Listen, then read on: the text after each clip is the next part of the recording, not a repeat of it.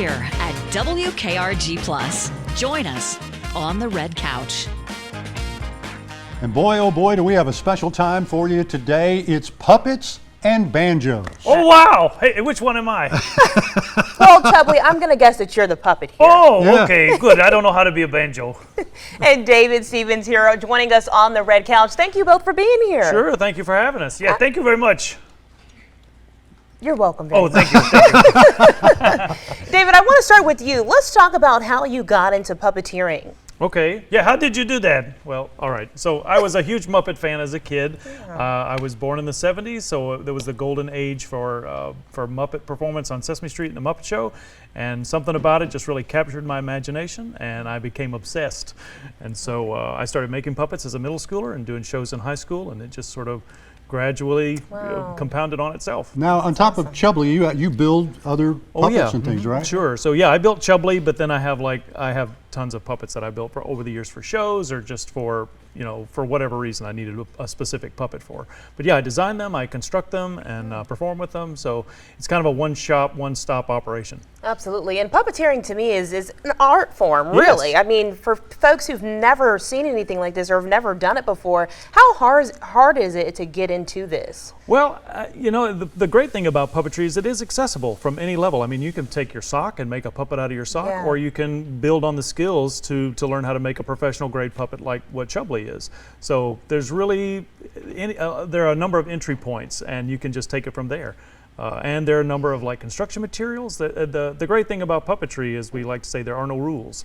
The primary thing is to have fun with it too. And I know from following you on Facebook that there is a community for puppetry right here on the Gulf Coast. Sure, absolutely. The Center for Puppetry Arts is based in Atlanta, Georgia, and they're sort of like a home, if you want to call it a mother church, I suppose, for puppetry in the country, but also in the Southeast. But there are puppeteers like me that are scattered all over the country who do what they do in their little areas. So, but there is a healthy contingent of puppeteers. Speaking of chasing your dreams, I know that at one point you at least had a close affiliation with the Muppets and Sesame Street. Sure, I was a puppeteer on season 39 back in 2008. I worked on a couple of episodes for them as what they call a utility puppeteer. So I didn't do any main characters, but what I would do were background, anything Muppets or cows and that kind of stuff. And I was also puppeteer assist.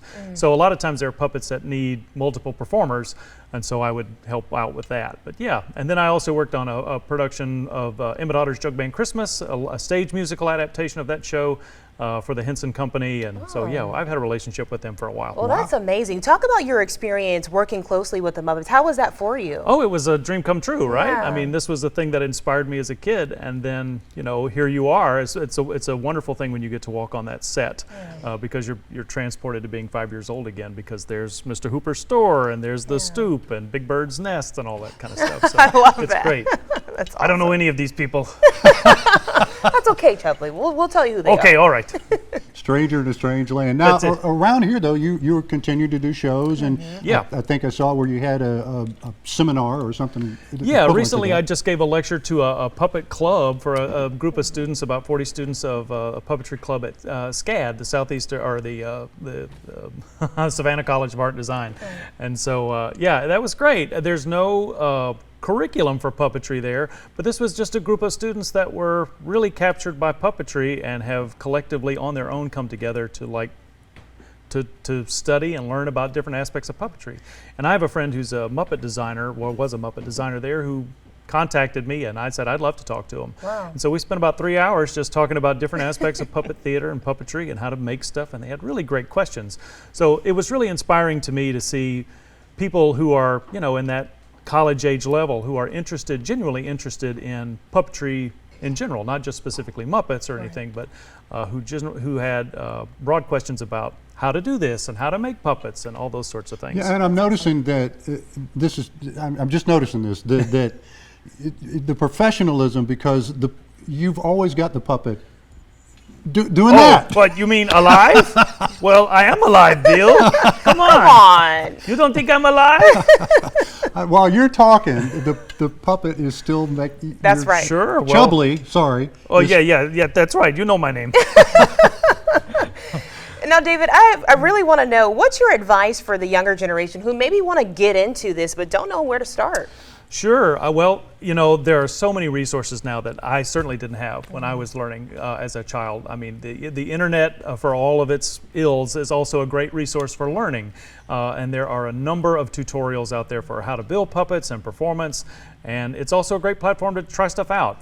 So, you know, I had books and I also had a mentor. I had a mentor who was a puppeteer in Richmond, Virginia, named Terry Snyder, who was generous enough with his time to let me come visit him out of every summer. I would go for a week and he would teach me one-on-one about how to make puppets out of foam and all those kinds of things. So I found that to be a very beneficial relationship as a friend and also as a mentor and apprentice, to learn from somebody directly. But there's so many tools that you can learn this from, and it's also about experimentation. Just trying stuff out. There's nothing wrong. I mean, you know, if you don't like something or think you messed something up, you can always try again. So yeah. I mess up a lot. You know, I don't believe that, Chubbly. You've been so good this whole interview. Thank you. I took a manners class.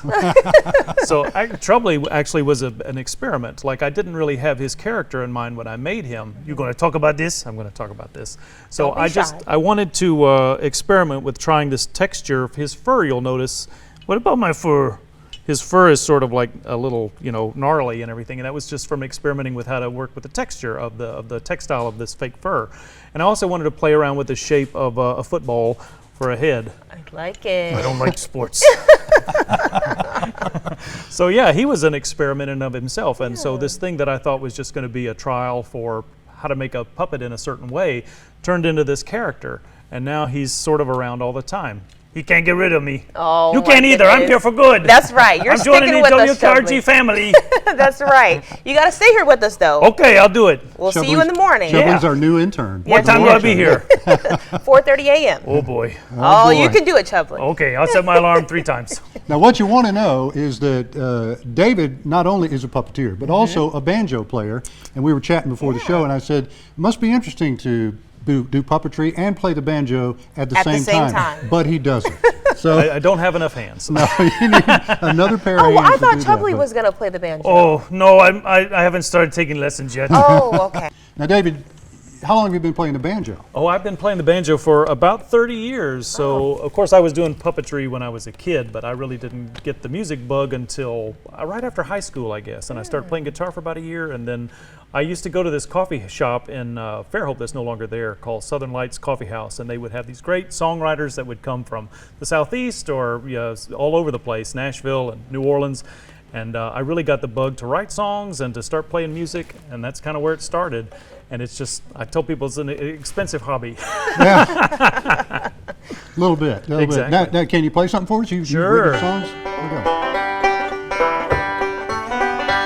Now some folks put their money in a bank, save it for a rainy day. I got my own kind of savings account, better than a Roth IRA. I don't care about Wall Street if the market is a bull or a bear. I got a house full of records, gonna make me a millionaire. If you got a lot of money, buy records. And if you got a little money, buy records. And if you got no money, buy records. It'll help to ease a troubled mind.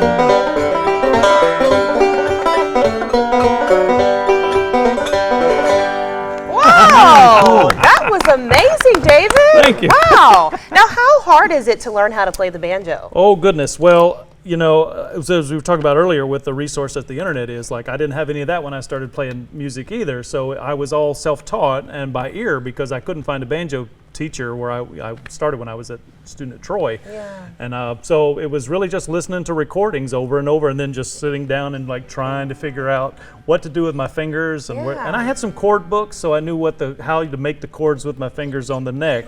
But it was really just trial and error. And it took about 5 years before I, sounded like I was worth anything. Now, I mentioned the same thing about puppetry around here on the Gulf Coast, but banjo playing, bluegrass, we've got some pretty good musicians around here in the Gulf Coast. Absolutely. Sadly, there's not a whole lot of a scene for it, but the players are there. So, there are some great jam sessions that happen in Mobile, here in Mobile. And so there are a lot of great players of the bluegrass. And then the Stapleton Bluegrass Festival is coming up too. That's right. Yep. So that's a great gathering for people to hear the music and play the music. And that's kind of one of the great things about bluegrass, as much as it is puppetry, it's participatory.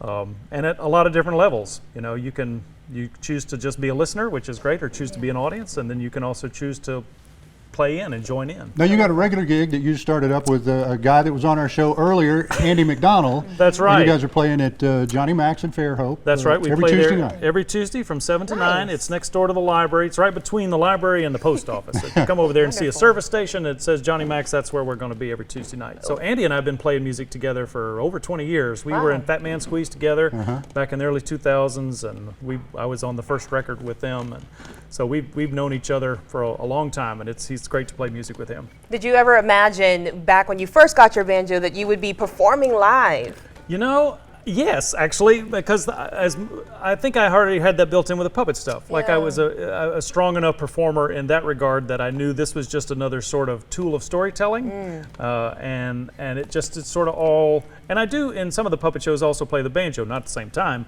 but you know they complement each other. So I'm playing the banjo to sort of get everybody in the mood at the beginning of the show, and then we get into the general puppet show. So there is some bleed over in those worlds. We got a minute left. You got another song for us? Oh, let's see. I'm trying to think of one.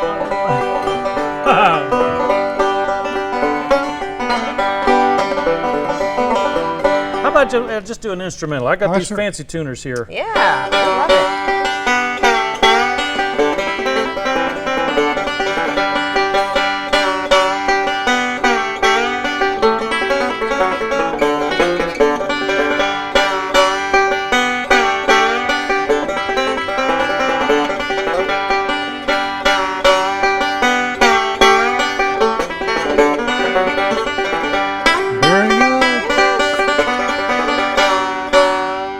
Wow. David, your hands were moving so fast. I was trying to keep up there. David Stevens, everybody, follow him on Facebook and see him Tuesday nights at Johnny Max in Fairhope. David, thanks for being here. Thanks for having me.